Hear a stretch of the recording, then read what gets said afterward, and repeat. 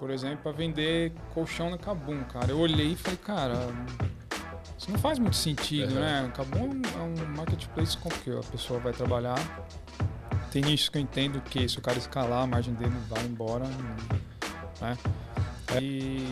Então, trabalhei com empresa familiar durante muitos anos, depois tive três empreendimentos meus. E aí o último deles não deu certo, né, cara? Oi, pessoal, sejam todos muito bem-vindos aqui no ROIConcast, o nosso podcast feito para você, gestor de e-commerce, marketing, profissional de vendas, né? Que busca aí aperfeiçoar seus conhecimentos, é isso? Marketing tem que vender, né? Exatamente. Marketing bom é o marketing vende. Exatamente. Se não vende, o que é? Aí é lero-lero, propaganda, né? Pura propaganda. Quem que é nosso convidado hoje, Flávio? Antes de apresentar o nosso convidado, porque assim, eu tenho um gancho muito forte, hein, desse convidado, hein? Hoje a gente vai falar de uma operação que saiu de um faturamento de R$1 milhão anual para 100 milhões, cara. Isso daí eu quero... Mais de 100. Mais de 100. Será que o Clayton vai revelar os segredos? Dizem muito, tem esse título na internet, né? O pessoal usando segredos revelados. Qual que é os segredos? Aí ele vai falar, tem que trabalhar bastante. Bunda na cadeira e trabalho. Não tem que fazer. Tem muito o que fazer. É por aí.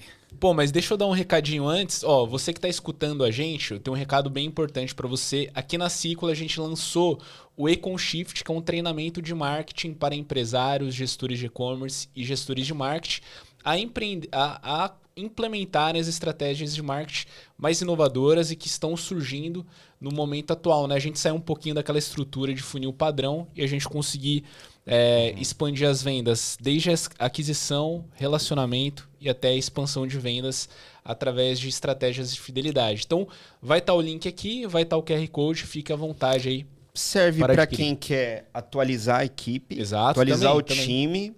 Serve para você que já tem experiência e para você que está começando, às vezes é um cenário mais desafiador, que você está naquela fase que você precisa de ajuda, mas às vezes é difícil contratar gente ou até empresas por conta de orçamento, né? Então, putz, o que você faz nesse momento, né? Você vai testando e errando? A gente compilou muita coisa que a gente sabe ver funcionar. Então serve para você também, é uma forma, né, de você conseguir escalar, né? E a gente até comenta, né, Felipe? Apesar da gente ser uma empresa que presta tipo de serviço de marketing, na minha visão o primeiro passo é você aprender a você fazer sozinho antes de contratar alguém. Por quê? Às vezes você pode contratar uma empresa que pode não fazer um bom serviço. Como que você vai avaliar se essa empresa está fazendo um bom serviço ou não? Então, a gente só consegue avaliar isso através de conhecimento. Então, o intuito é ajudar vocês com esse treinamento. Vai estar aqui no link e no QR Code. Muito bom. Legal? Vamos apresentar o nosso convidado? Boa. Deixa eu abrir aqui. Preciso fazer minha colinha aqui, pô. Hoje a gente trouxe o Clayton Nascimento. Hoje a gente vai falar sobre o case da Lucas Home, como lidar com o crescimento exponencial no e-commerce. Cara, para mim é um case assim absurdo. Você sair de um faturamento anual de 1 milhão para mais de 100 milhões no ano. Bom, Clayton, se apresenta um pouquinho, fala um pouquinho de você. Não fica acanhado, tá? E tem outro ponto, hein? Se a gente, Felipe, fazendo uma brincadeira à parte, que a gente já tinha agendado aqui com o Clayton, vou fazer uma piadinha, hein, Clayton? Se o Clayton não tivesse com o joelho zoado, a gente teria mais 2 Copas do Mundo, é isso mesmo? Pior que não, cara. Acho que você pegou o pior cara de futebol que existe na face da Terra. É porque todo mundo que tem um joelho ruim falaria assim, se não fosse meu joelho, não, cara, eu seria... Não vai dar, não vai rolar isso aí comigo, cara. Boa. Pô, Clayton, compartilhei um pouquinho pra gente sua trajetória, suas experiências. Você até comentou, né, antes da Lucas Home, você já empreendeu também? Sim. Tive alguns empreendimentos, né? Eu venho de uma formação aí na área de TI, né? Há muitos anos atrás aí, ciência da computação, mas nunca cheguei a atuar na área assim como desenvolvedor, essas coisas. Sempre gostei mais da área de gestão, né? E então trabalhei com empresa familiar durante muitos anos. Depois tive três empreendimentos meus. E aí o último deles não deu certo, né, cara? Eu acabei voltando para o mercado. E foi onde o Lucas me contratou, né, num projeto lá da Lucas Home, que era bem inicial na época. E aí eu iniciei o trabalho com ele. Isso aí por volta de 2018. Tá? Mas a minha trajetória é essa. Durante aproximadamente aí, uns 15 anos, né? Eu tive empreendimento com família, né? E que não deu muito certo, trabalhar com o pai, né? Aquela coisa. E depois tive empreendimentos também em outras áreas, né? 2 no e-commerce, 1 no ramo de entretenimento. E por fim fiquei no e-commerce, né? A partir de 2012 aproximadamente. E cheguei na Lucas Home aproximadamente 6 anos atrás. Que legal. Então você já teve uma bagagem com e-commerce antes da Lucas Home, no caso? Tive. Pô. Entrei em 2012, né, num e-commerce de produtos médicos hospitalares. Aí eu tive 2, né? Eu tive um e-commerce que eu levantei com um sócio, que aí a sociedade não deu certo. Aí depois eu fui sozinho e depois acabou também deixei de lado E tem, né, tem um índice que diz que realmente um dos maiores desafios do negócio, às vezes todo mundo acha que é vendas, mas na verdade é ter uma boa gestão em sociedade, né, cara? Olha, é um grande desafio. Eu tive, basicamente, todos os empreendimentos que eu tive anterior, problema com sociedade. Porque a família é basicamente uma sociedade. Né? Sim. Só que tem um que manda mais que você, que é o teu pai. Não deu certo. Depois tive sociedade com pessoas, amigos assim tal. Também acabou não dando certo. Né? 2 ocasiões. Então, é complicado. Eu costumo dizer que é mais difícil que casamento, cara. E você acha que, por exemplo, dessa parte de sociedade, é mais definir papéis claros ou, sei lá, às vezes gerir relação mesmo, pelo menos na sua visão? Eu acho que é um pouco de tudo. As 2 coisas que você falou estão envolvidas nisso.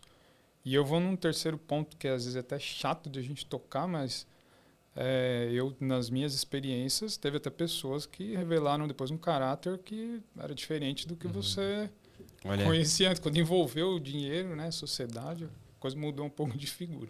Caraca. Pelo menos a gente tem até essa... porque, por exemplo, da Ciclo, é engraçado que cada sócio tem uma característica específica. Então, por exemplo, eu sou muito diferente do Felipe, o Felipe é muito diferente do Alan.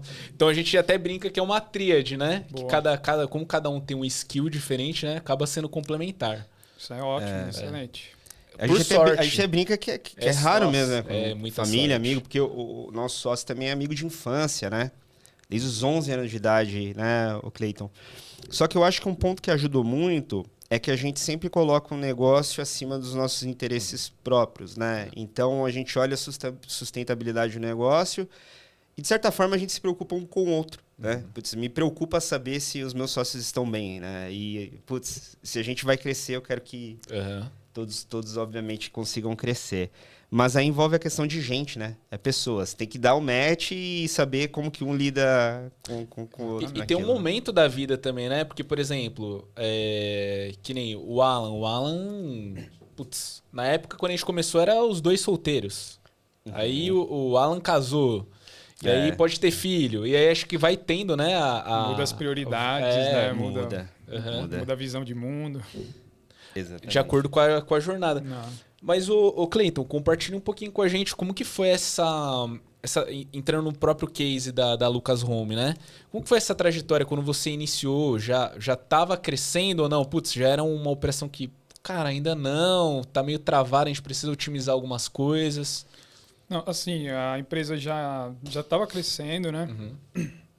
Falando um pouquinho da história, né? O Lucas, ele vem do varejo físico, né? Ele tinha uma loja pequena até, na época, móveis usados, né? Que o pai dele deixou para ele. O pai dele ia fechar o negócio, aí ele falou pro pai dele, não, deixa comigo. Não estava dando certo pro pai dele, mas ele assumiu o negócio e arrebentou, né? Ele, comercialmente, é um cara, assim, fenomenal. E aí, dali, ele teve acesso ali, já vou, né, até contar um pouquinho da história, a gente já vence essa parte aí.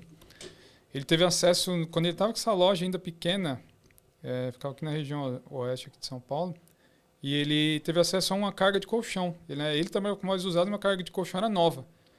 E aí ele pegou e falou, vou encarar esse negócio aí. Comprou uma carguinha lá e colocou para vender. Cara, ele vendeu assim, tipo, na lojinha dele lá em, sei lá, 10, 15 dias ele vendeu a carga toda.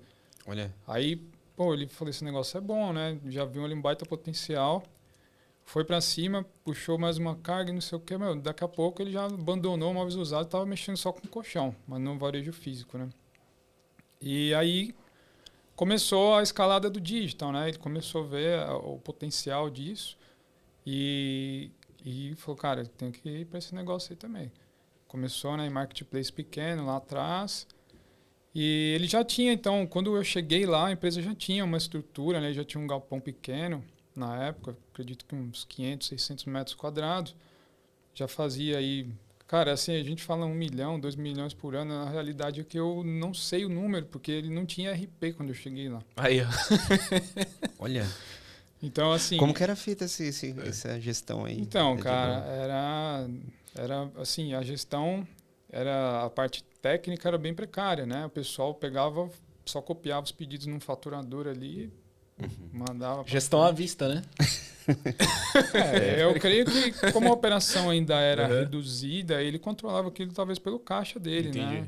Como muitos empresários fazem no início da jornada, né? É muito comum isso. Controla-se o teu caixa, a tua realidade, né?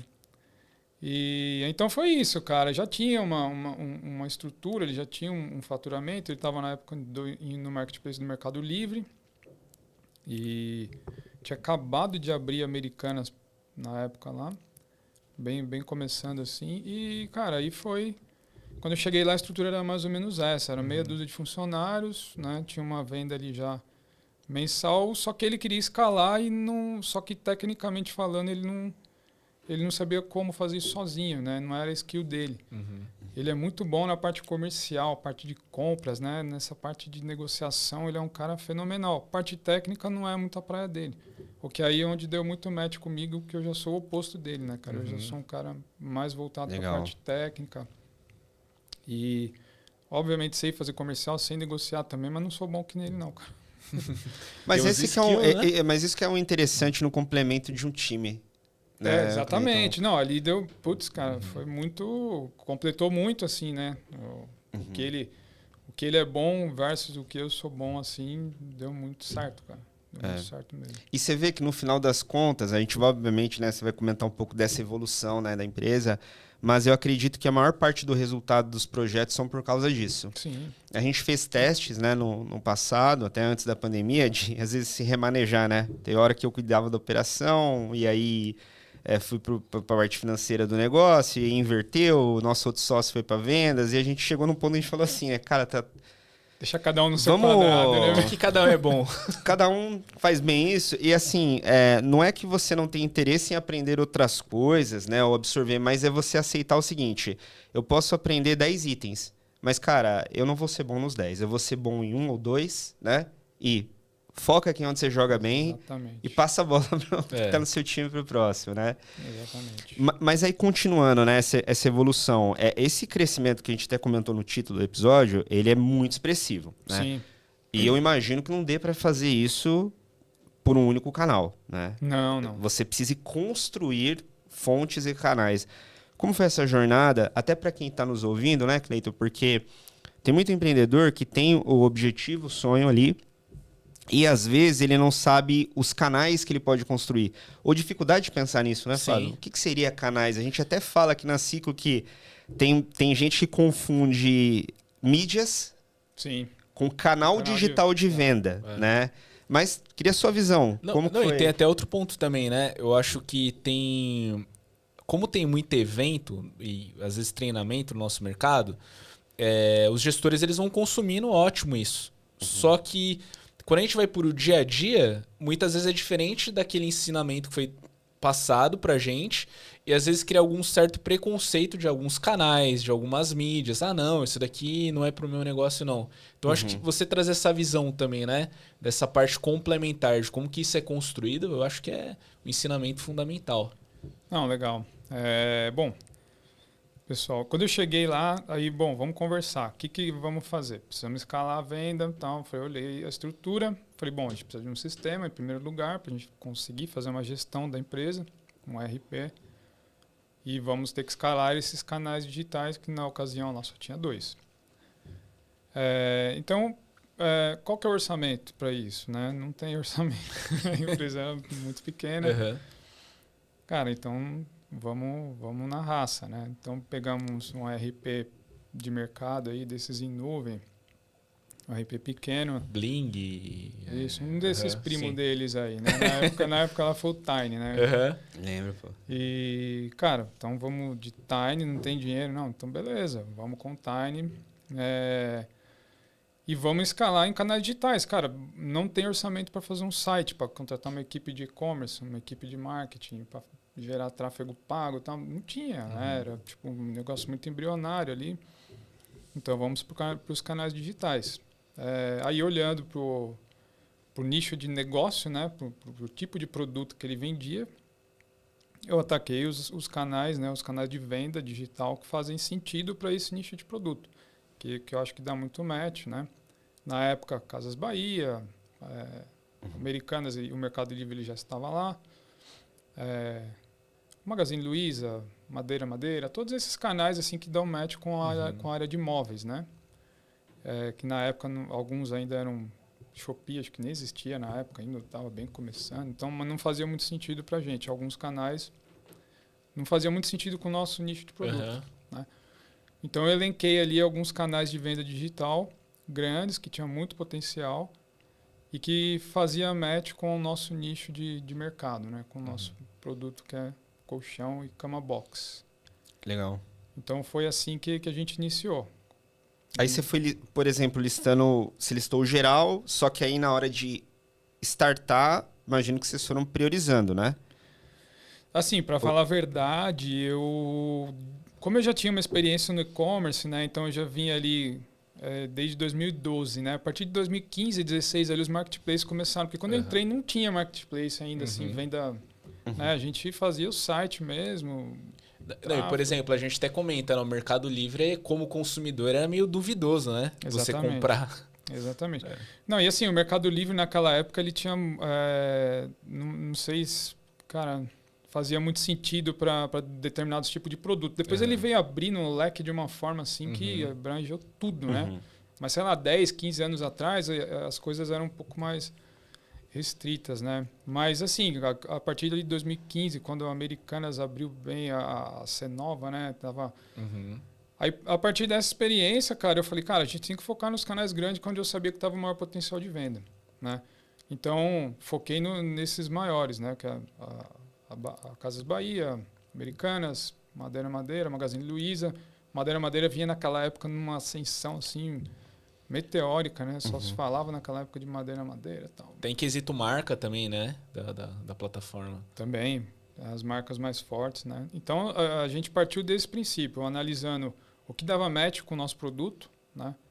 Por exemplo, eu fui abordado por um pessoal, né? Tempos depois da Kabum, por exemplo, para vender colchão na Kabum, cara. Eu olhei e falei, cara, isso não faz muito sentido, né? Kabum é um marketplace completamente voltado para tecnologia. Você lembra de informática, né? Que categoria. Né? Negociei, conversei. Cara, acabei achando que não fazia muito sentido, né? Então, nesse sentido, eu acho interessante o empreendedor que tem interesse em abrir canais digitais. Se o canal não for muito abrangente, né, tiver um nicho específico, tomar cuidado para não bater cabeça, não ficar dando... Perfeito. Né, perder tempo. Eu imagino, muda a relação conforme cresce, porque quando você inicia uma operação, vai startando os marketplaces, é você e às vezes um suporte no chat, né? Isso vai evoluindo também, Cleito, para o pessoal entender? Putz, você começa às vezes a ter um atendimento um pouquinho mais dedicado, ou um gestor de conta também te ajudando? Não, totalmente. Quando a gente começa, você é só mais um vendedor ali, né, cara? Você é só mais um número dentro da plataforma. Como você bem disse, um suporte ali via chat e tal. Mas conforme você vai crescendo, aí o próprio marketplace começa a voltar os olhos para você, né? E aí disponibiliza um key account, um gerente para te atender, para dar todo o suporte, né? Isso muda totalmente ao longo do tempo, né? Hoje a gente tem muito mais um network, né? Com esses canais de venda, né? Eles estão sempre lá na nossa operação visitando, a gente está sempre no escritório deles. Legal. Mantendo essa proximidade, né? Isso é crucial e importante. Porque conforme você cresce, não tem jeito, cara. O o foco vira para cima da empresa. Não tem como. Quando você é pequeno, você é só um número. E por exemplo, na sua visão, você comentou, né, do momento atual da empresa quando você entrou. A prioridade era a gente precisa arrumar a casa ou a gente precisa vender ou fazer os dois juntos ali no... A gente brinca que é trocar o pneu do carro com o carro andando, né, cara? Não tem como não priorizar as duas coisas. Uhum. Porque se você não focar na venda, você não cresce, perde receita e também você não pode não ter operação, né? Senão a venda também não acontece. Então, é trocar o pneu do carro com o carro andando, cara, literalmente. É isso. E você consegue dividir com a gente, por exemplo, que 100 milhões anuais não é qualquer empresa que atinge, né? Então tem um percentual X ali de empresas que vai alcançar isso dentro do e-commerce. Mas qual que foram os desafios em cada... Existe desafio em cada estágio de faturamento, por exemplo, ou não? Cara, Sim. Não, vai sendo similar. Sim, cara, os desafios né? A gente poderia até dividir, sei lá, por faixa, né, de crescimento. Mas os desafios são sempre os mesmos, cara. São pessoas, né, processo e os produtos. Esses três pilares aí, quando você é pequeno, você vai ter um perfil de equipe, né? Você vai ter determinados processos e você vai ter que ter bons produtos para naquele momento. Quando você for médio, a mesma coisa, o seu perfil de equipe muda, né? Porque você já não é pequeno, então você vai ter que começar a ter pessoas mais específicas para determinadas tarefas e processos que vão rodar na empresa. Vão surgir processos que antes você não tinha condição de fazer, né? E quando você vai para o grande, então aí a coisa começa a ficar mais afunilada ainda, as equipes mais específicas, né? Processos mais bem definidos e tem que rodar muito melhor, porque aí você não consegue ter mais o olho tudo na empresa, como uma empresa pequena, né? Então você tem que ter processos muito bem definidos, muito bem executados em todas as áreas da empresa, senão você perde o controle. Entendo. É basicamente isso. Então muda ao longo do tempo. Até mesmo se a gente pensar na gestão financeira, muda também, né? Totalmente. Necessidade de capital de giro ideal para esse porte, né? Obviamente sua folha é maior do que antes, né? Tecnologia, infraestrutura. Em questão de infra, local próprio nesse estágio ou vocês optam em utilizar empresas terceiras, né? Ou o modelo mais de fulfillment, né? O que você acha que é bacana? Olha, isso vai depender muito do teu perfil de produto, cara. Por exemplo, no nosso, fazer um fulfillment é difícil, cara. Porque colchão é um dos produtos mais, se não for o mais, difícil de você armazenar e manusear. É um baita de um desafio, né?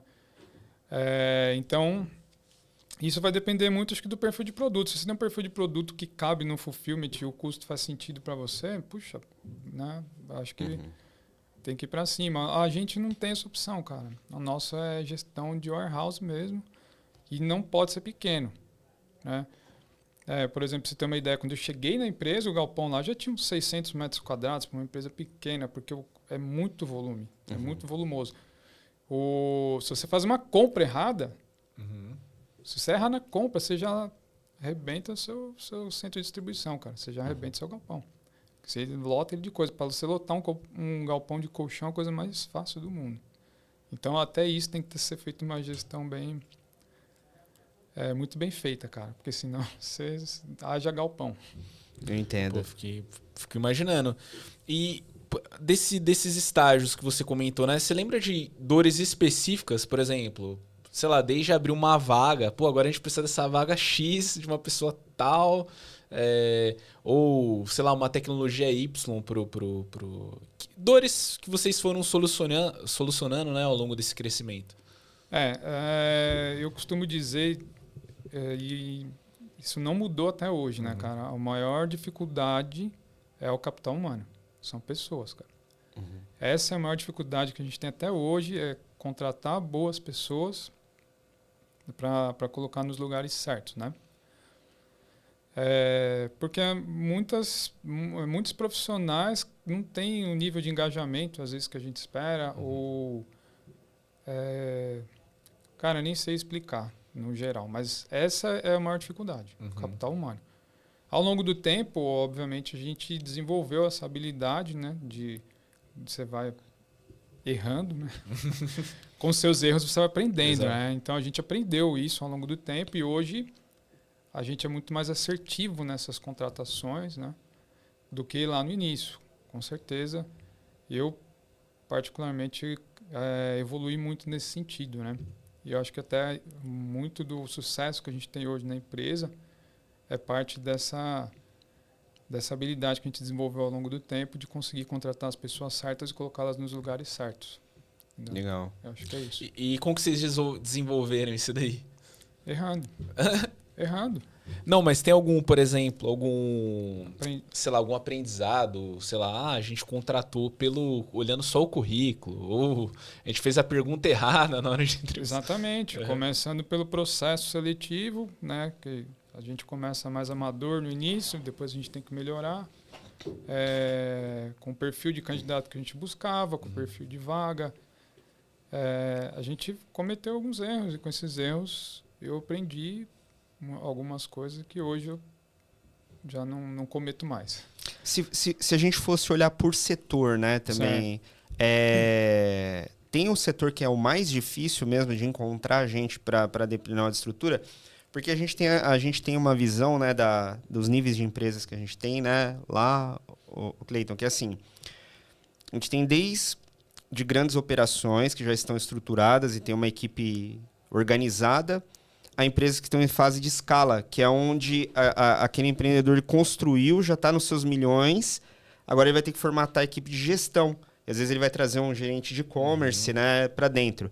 E a gente vê muitos casos interessantes, né? Principalmente nesse que está em fase de transição, quando ele vai fazer a primeira contratação do primeiro gestor de e-commerce dele, ele deposita nesse profissional uma expectativa extremamente alta. Tipo assim, eu trouxe essa empresa até 10 milhões de anos, então minha expectativa é que você triplique isso. E não necessariamente isso acontece numa velocidade muito rápida, né? Sim. Esse é um exemplo, né, nesse estágio. Então, cada tamanho de empresa eu percebo que tem dificuldades específicas. As maiores que a gente tem, eu vejo que é muito mais uma dificuldade de aprovações e política. Porque é tanto o processo, né, que uma área depende de outra, que às vezes para você rodar algo novo, tem regras, né, que tem que ser alinhadas. Então é outro jogo. Mas na sua visão, né, qual que é a área que é mais complexa na hora que você está crescendo de você formatar um bom time e encontrar boas pessoas, na sua visão aí? A área de e-commerce é complicada. Né? Aí, você que está escutando a gente, ó. Eu confesso que é uma das áreas que a gente tem mais dificuldade. A área de analistas de e-commerce, gerentes de e-commerce. A parte assim, quando você vai para um cargo um pouco mais específico, né, que você precisa de um analista, alguém que tem uma visão mais analítica, mais proativa, aí, infelizmente, a maioria das áreas sofre, né? Lá, a área do e-commerce lá, nossa, que cuida dos marketplaces, do site oficial e tudo mais, tem um turnover um pouco alto, né? A gente tenta desenvolver formas de mitigar isso, mas às vezes não dá, cara. Às vezes a pessoa vem, tem a certificação, tem a experiência, eu faço, eu aconteço, e, cara, aí a pessoa não vai trabalhar. Sabe, eu tive um caso assim que... Nossa, entra muito mais no comportamento do que na capacidade técnica de saber fazer, né? Exatamente. É o ponto aí que eu aprendi isso num livro, né? Jim Collins lá, Good to Great, né? Do Jim Collins. Cara, ele fala isso... As skills são treináveis, cara. Agora o caráter não tem jeito. Né? E o aspecto comportamental, para se pegar numa entrevista, cara, é muito... difícil. O que a gente tem melhorado muito na Ciclo, que assim, estudar muito o modus operandi, né, das pessoas. Porque o modus operandi, e quem é psicólogo, quem estiver escutando a gente, entende que isso é assim, o modus operandi é algo que você não muda da água pro vinho. O jeito que você fazia algo quando você era uma criança, adolescente até adulto, isso daí se mantém num padrão. Então, por exemplo, desde a entrada da pessoa numa empresa, talvez é a forma como ela entrou na faculdade, a tomada de decisão. Possivelmente. Então, eu acho que isso se repete muito, né? Então a gente busca avaliar muito, pelo menos isso na Ciclo, né? Pô, como que foi a tomada sua de decisão na outra empresa? E tem um outro ponto que é interessante que a gente também foi aprendendo, que é assim, para mim que tem a veia mais comercial, no começo eu olhava muito a forma que a pessoa se comunicava. Sim. E isso não tem nada a ver para algumas outras áreas. Às vezes você tem pessoas que não têm uma comunicação tão vendável, mas elas são as melhores para estar em algumas posições dentro da tua operação e entrega muito melhor que gente que fala que faz, mas não faz. Então, esse é o negócio que a gente foi aprendendo, né? Até o Flávio uma vez me deu um toque que eu ficava assim, eu falei, putz, é que às vezes eu estava acostumado também a entrevistar gente para comercial, que é uma outra habilidade, né? Aí, às vezes, eu entrevistava pessoal de especialista em mídia, CRM, afins, e aí a pessoa era mais introvertida, né? Ou mais quieta. Eu ficava, putz, será que essa pessoa sabe mesmo? Mas sabe, muito. Mas simplesmente ela pega e faz. Ela não fica falando muito. Eu já tive um caso de um colaborador que eu contratei com esse perfil e aí não deu certo. Qual? O que fala... O introvertido. O introvertido. Parecia assim, né? Pô, falou as coisas certas e tal. Pô, e foi, cara, esse cara deve ser muito fera, que ele é... Né? Tem esse perfil mais introvertido, normalmente esses caras são mais técnicos, mais analíticos. E acabou que... Lá na Ciclo a gente costuma usar para algumas vagas... Vou cortar uma que eu vi hoje. Rapidinho, desculpa. Hoje teve a entrada de um novo cliente, a gente tem um processo de onboard, de integração do cliente com o nosso gestor da operação, que é o nosso sócio. E a primeira vez em 12 anos de carreira que ele me contou que um antigo gestor da conta dele foi preso. Nossa! Nunca ouvi isso na vida, Cleiton. Falou, Fê, vou contar um negócio pra você, pro Alan, ó. A gente tá precisando mudar porque simplesmente a pessoa que cuidava da nossa conta foi presa. Eu falei, quê? Eu nunca ouvi isso. Isso aí é específico. É a primeira vez na vida na minha experiência, que eu vejo um caso desse, cara. Ele não entrou em detalhes, né? Mas... Melhor nem... Tem coisa que é melhor a gente nem saber. Né? Às vezes estava fazendo campanha de... Sei lá, Black, né? Coisas duvidosas, tigrinho, essas coisas aí. Caramba, isso. Pô, vamos dar uma pausa aqui, porque a gente precisa... Nossa, eu ia fazer um gancho muito idiota. Precisa adoçar. Mas a gente precisa falar... Você ia falar errado, porque... Não pode falar porque isso. Porque não tem açúcar. Não tem açúcar. Mas fala aí um pouquinho aí. Tá. Pessoal, rapidinho, aqui vai estar rodando para vocês o anúncio do nosso principal patrocinador, que é a Lucal Chocolates. Para você que gosta de chocolate, mas tem que evitar açúcar, né? Até tenho... mostrar aqui pro pessoal, tem vários sabores lá no site. Acessem o e-commerce. Se você digitar no Google Lucal Chocolates, vocês podem acessar o e-commerce. Tem várias categorias incríveis. Então, chocolate de barra, bombom, creme. Assim, opção não vai faltar. E tem o cupom do Roy Conquest, exato, né? 15% de desconto. Vai estar rodando aqui para vocês, QR Code também. Só colocar lá no carrinho que vai receber isso aí. Se vocês comprarem no e-commerce, o nosso patrocinador vai ficar muito feliz, né? E acredito que ele vai vir aqui. Exato. Vamos ver, é difícil, né? Estão tentando, né? Estão tentando. Fica o convite aí, senhor Raoni. Tem lembrança aqui para você, Cleiton, deixa eu pegar. Da Lucal, espero que goste. Muito obrigado. Vai gostar, hein? É NPS 10, hein? Pelo menos todo mundo. A Bruna tá aqui, ó. Apresentação muito boa. Já tem presente para dar para ela aqui. Já. Muito bom, muito obrigado, viu, pessoal? Muito obrigado, pessoal da Lucal. Espero que goste aí. Legal mesmo.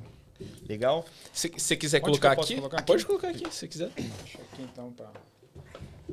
Vamos dar uma moral aí pro nosso patrocinador, pô. Boa, pô, espero que vocês gostem. Obrigado, Lucal, para quem tá escutando a gente e acompanhando. Não esquece de ir lá no site e comprar. Cara, Felipe, tem outro ponto aqui que dá pra gente conversar com o Cleiton, que é assim, além de canais, tem muito empreendedor e gestor que não entende que existe a questão das mudanças de regras tributárias ali que vai mudando, né, de acordo com o crescimento, né? Você começa no simples, aí depois você vai pro lucro presumido, lucro real, não necessariamente por essa ordem, né? Tem empresas que preferem pular para ir para para lucro real. Mas queria que você dividisse com a gente, Cleiton, quais foram os estágios, o porquê mudar. Muitas vezes tem empresas que acabam mudando de regime porque você consegue, se você investe em marketing, você consegue ter um abatimento muitas vezes do imposto, recolher. Tem várias coisas, né, que dá para fazer. Mas se você puder dividir isso, porque muitas vezes o empreendedor e o gestor não sabe, né, que vai ter essas mudanças. Esse é um dos maiores desafios que a gente tem aqui no país, né, cara? Mas, enfim, quando eu cheguei na Lucas Home, a empresa estava no Simples Nacional e em menos de um ano a gente estourou o limite do Simples, né? E aí fomos para o lucro presumido no primeiro momento. A empresa, apesar de ter estourado, ainda não era tão grande, a gente não tinha uma estrutura ainda tão robusta. Então, o lucro presumido acaba sendo mais simplificado, né? De certa forma.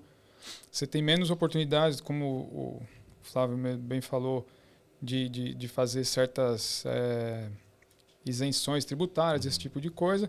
Mas, na contrapartida, ele é mais simples de se trabalhar, né? E exige menos investimento da empresa em equipe, em contador, etc. E, então, a gente foi ali, saímos do Simples, né? Estourou o limite, fomos colocados no lucro presumido.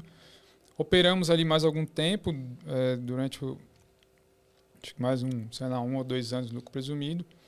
E aí a gente chegou num certo momento onde a gente fez alguns estudos tributários, né? E aí eu recomendo acompanhamento de profissionais capacitados para isso, né? Que se contrate uma boa consultoria, porque a lei é uma coisa, né? Uma maluquice, né? Para falar um português assim, bem educado. Uma coisa de maluco. Não, principalmente no caso de vocês, uma coisa é a gente que está no modelo de negócio de serviço, né? Isso. Você vai para entrar em produto, você tem imposto daqui, imposto dali, para a região que você vende, para onde imposto você compra. sobre imposto, de FAO, crédito, não sei o quê. Cara, então assim, aí a gente foi para uma consultoria, né, que fez um estudo ali preliminar para nós, onde se chegou à conclusão que era mais vantajoso para a empresa ir para o lucro presumido. Bom, desculpa, sair do lucro presumido e ir para o lucro real, perdão. Legal. E aí, na época, nós já tínhamos uma determinada estrutura, já tínhamos condição de ter essas equipes, né, porque aí muda completamente o cenário. E aí estamos até hoje, né, no lucro real. Mas legal. É algo que tem que ser pensado, né? Principalmente quando um empreendedor, aí fica a dica, aí vai sair do simples para qualquer uma das duas opções possíveis. Né? Tem que tomar muito cuidado com as margens, né? Porque muda bastante o jogo. Tá? Mas aí você acaba, então... porque assim, quando você está no simples, boa parte do trabalho voltado a questões contábeis sempre são terceirizadas para contabilidade e afins. Nessa estrutura, você já começa a absorver algumas coisas para dentro de casa? Alguns profissionais internos e afins, ou continua com empresas parceiras cuidando? No lucro real? Isso. Tanto faz. Eu hoje, por exemplo, nós operamos com uma empresa de fora, né? Mas o pessoal trabalha em loco, né? Então, eu só não contratei, né? Mas aí eu tenho essa empresa que cuida de toda a parte contábil, né? Toda a controladoria.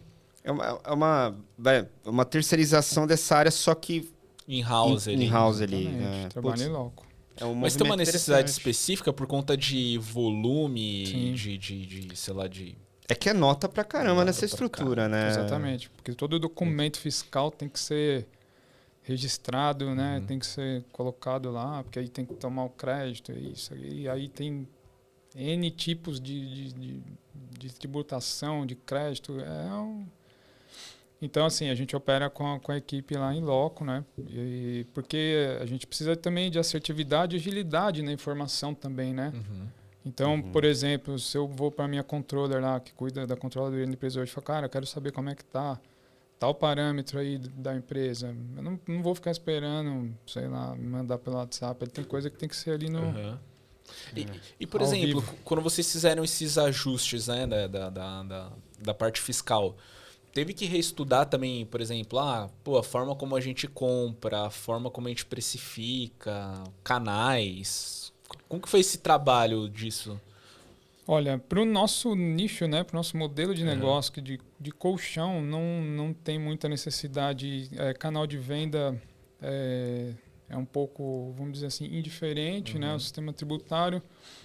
E a parte de compra também, não muda muito, só você se atentar onde você vai comprar, né? Porque as interestaduais ali pode mudar alguma coisa, né? Então, para a gente acabou não sendo muito diferente, tá? Para o nosso modelo de negócio. Legal. Eu acho que uma curiosidade que muitos vão ter também, nesse caso, Cleiton, ainda falando de gestão e organização financeira, é que as margens dessa operação ela tende a mudar dependendo do tamanho que você esteja por conta de custos, né? Então, às vezes, tem aquele empreendedor que ele está na faixa do 1 milhão ano, que ele tem uma margem maior, às vezes líquida, a depender do setor que ele atua. Sim. O sonho dele é escalar. Não precisa abrir a margem da empresa, tá? Mas é a dica para os empreendedores que estão nos ouvindo. Muda muito o cenário? É uma opção sua. Você quer escalar, ter mais receita, mais estrutura com uma margem menor, né? Você quer manter uma estrutura menor com uma margem maior? Eu acho que isso é uma decisão individual, né? Não tem certo e errado, mas na sua visão, existem essas mudanças e ele tem que estar preparado para entender que isso é fato, faz parte do negócio dele? De novo, eu vou falar assim, na nossa área de móveis ali, colchões, a gente consegue trabalhar com margens talvez um pouco melhor do que eletrônicos, coisas do gênero, né? Perfeito. Então, aí eu acho que vai muito do modelo de negócio, né? Do nicho de produto que a pessoa vai trabalhar. Tem nichos que eu entendo que se o cara escalar, a margem dele vai embora, né? A gente consegue imprimir margens saudáveis na empresa hoje, né? Mas é muito de controle de custo, né? E controle de preço também. E, acima de tudo, sobre excelência operacional, né? Porque, no final do dia, o que mantém, né? O que nos permite, né? ter uma escala na operação é ter uma excelência operacional. E se a gente corroer muito essa margem, você não consegue manter as duas coisas. Perfeito. Porque o que manda lá na ponta da venda não é só o preço, né? É a tua reputação. É quem você é, como que os clientes estão te vendo, né? Às vezes é até meio clichê, né? Antigamente eu pensava, quando eu via a experiência do cliente, né, lá atrás, quando começou. Isso é muito importante. Mas eu confesso que eu cheguei assim a achar no início, esse negócio deve ser meio clichê, né? A pessoa fala isso para fazer uma média com o cliente, alguma coisa do gênero.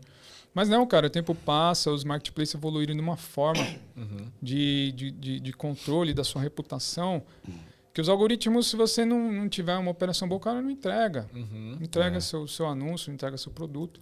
Então, assim, no final do dia, você tem que ter uma margem saudável, para você ter uma operação saudável, para você poder escalar essa venda, tá? No nosso negócio, a margem é muito, muito controlada e a gente está sempre lutando por ela, cara.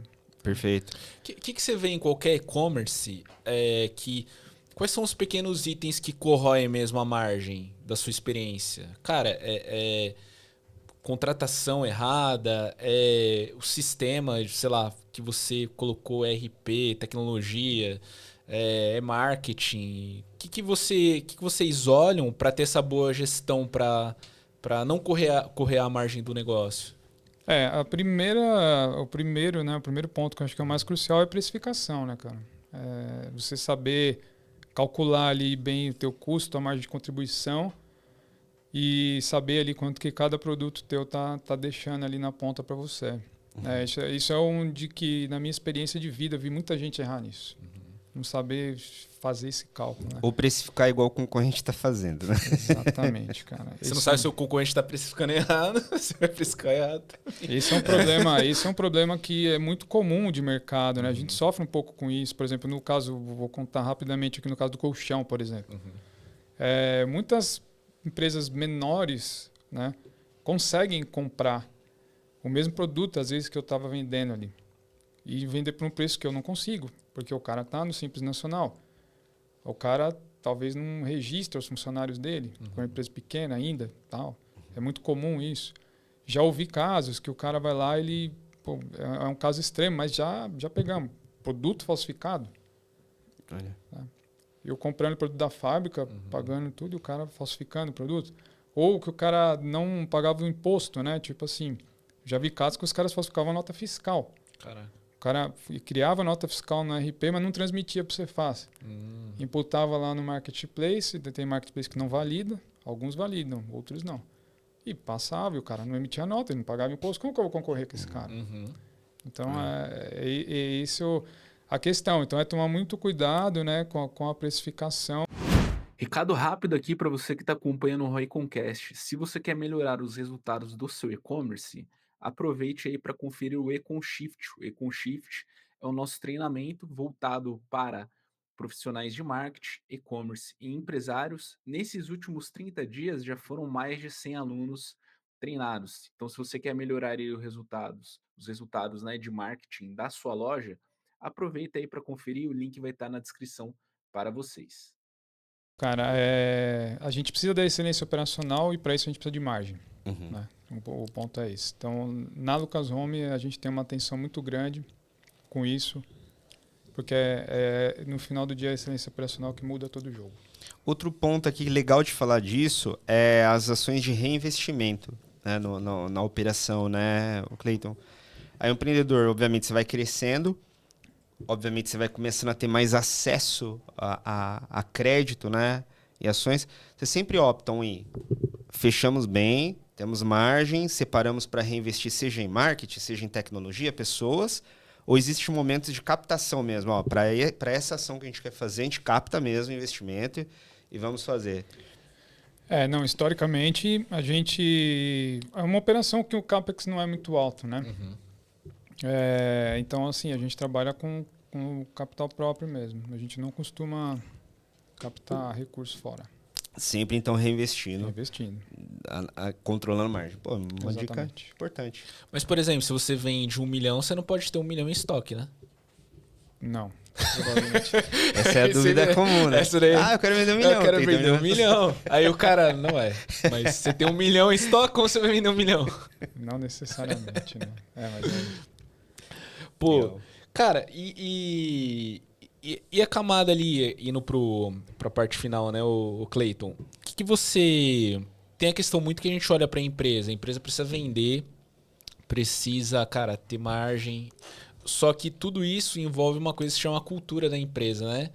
Vocês foram olhando isso no início ou não? Vocês foram dando valor para isso conforme... Cara, vocês foram... Cara, isso daqui é um ponto muito importante da empresa, a forma como a gente toca as coisas, no que a gente acredita. Foi um aprendizado, né? No início a gente não olhava muito para isso, mas no decorrer dessa jornada, sim, a gente entendeu que a cultura é mais importante que qualquer processo, que qualquer coisa dentro da empresa, né? E hoje é algo que a gente dá muito valor e muita atenção, né, dentro da empresa em formar essa cultura para a empresa toda, para todos. E tem rituais que vocês olham lá que é próprio de vocês, que vocês tocam no dia a dia, assim? Fala, putz, isso daqui é muito Lucas Home, o jeito de fazer.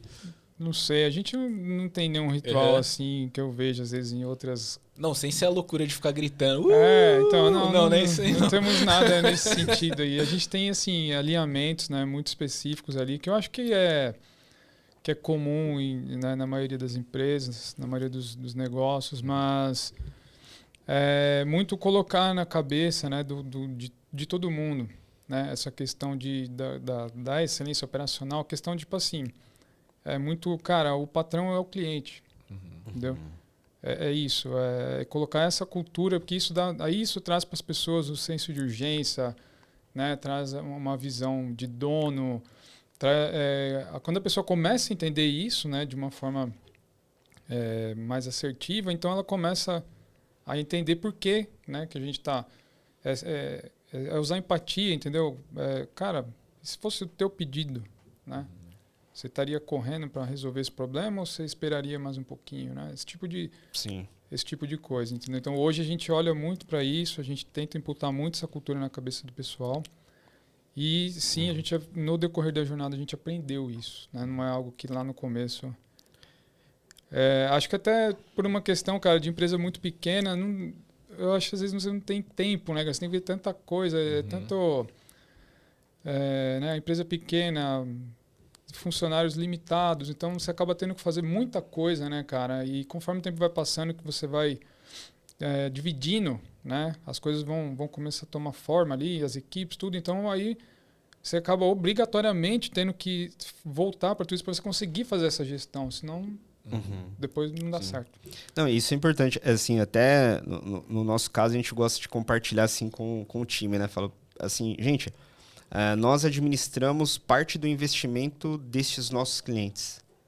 Tem que ter cuidado como isso é alocado, porque não é só um retorno de venda, é o que ocorre na operação dessas empresas que estão junto com a gente na sequência.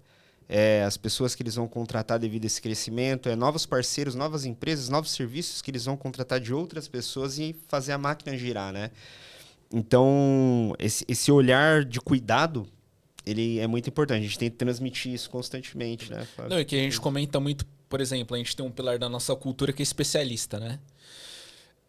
E por que a gente reforça muito isso? Além da gente ser um fornecedor verticalizado e atuar num setor verticalizado, a gente comenta muito que, além da nossa cultura, a nossa cultura ela é moldada pelo ambiente também que a gente está inserido como negócio. Sim. Então, cara, o dono, o gestor de e-commerce, ele vai... A gente coloca isso na cabeça do time que o gestor dono de e-commerce ele vai te cobrar vendas todos os dias.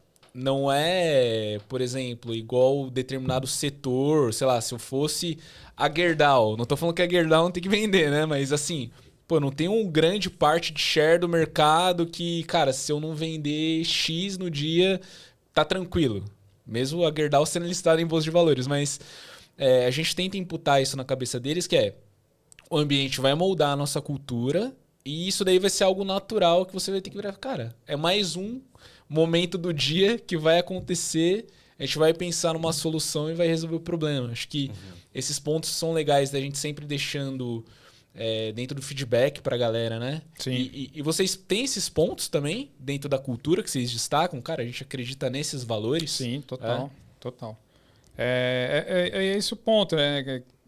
Quando a gente fala, às vezes o processo falha, mas o cara, quando ele está com essa cultura bem colocada na cabeça dele, ele sai fora do processo, resolve o problema. É exatamente isso que você falou. Por isso que é muito importante. Então, assim, a gente bate muito nos valores da empatia com o cliente, do senso de urgência com o cliente, assim, de dar realmente a experiência para o cliente. A gente combinou um prazo, a gente tem que cumprir aquele prazo. Não tem desculpa se deu problema A, Sim. B ou C. O problema é nosso, entendeu? Então, esses valores a gente tenta... né, é uma luta diária, colocar isso na cabeça das pessoas.